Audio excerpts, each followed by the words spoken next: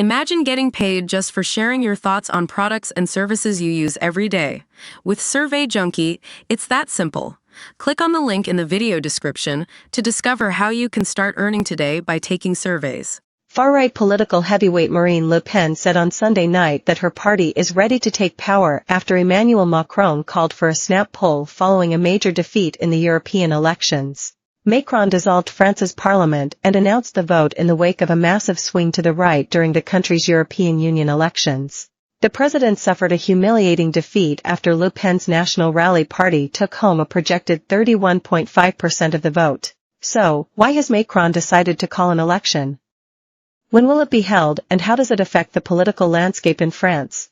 Read on below for everything you need to know about the upcoming parliamentary elections in France. While the news of Macron calling an election may come as a surprise to many, there is one key point to remember. The upcoming vote will be for a parliamentary election in France and not a presidential one. Under constitutional rules, presidents cannot be elected for more than 2 5-year terms in France. Macron will have already served these, having first been chosen by voters in 2017, before being re-elected in 2022, ruling him out of contention for the 2027 presidential race. Following his announcement, Macron said, "France needs a clear majority in serenity and harmony."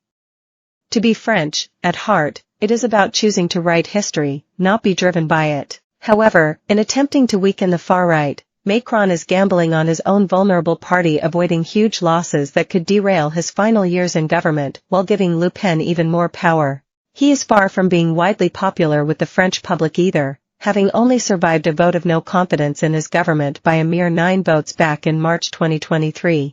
Predictions from analysts do offer hope for the beleaguered president, though, as they have forecast that although Le Pen's party could gain more MPs, it is unlikely to win enough seats to secure a majority, meaning the next French parliament could be even more disjointed than the already fractured one currently in place. According to Article 12 of the French Constitution, presidents are permitted to dissolve the National Assembly to resolve political crises, such as permanent and irreconcilable differences between parliament and the executive. Voters must be called to the polls in the 20 to 40 days following the Assembly's dissolution. The first round of the upcoming parliamentary elections in France has subsequently been scheduled for June 30th, with the second round to follow on July 7th.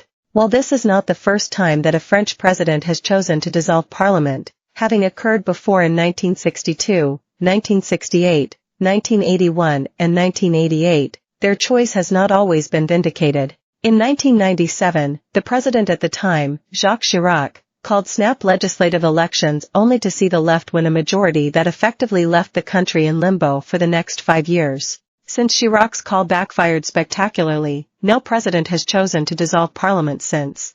This is, in part, due to the fact that the presidential and parliamentary terms were synchronized in 2000, giving voters the chance to allow each president a parliamentary majority, until Macron's re-election in 2022. Although an early presidential election is unlikely, nothing can be ruled out given the landslide nature of Macron's defeat in the European elections and his follow-up decision to call a parliamentary one.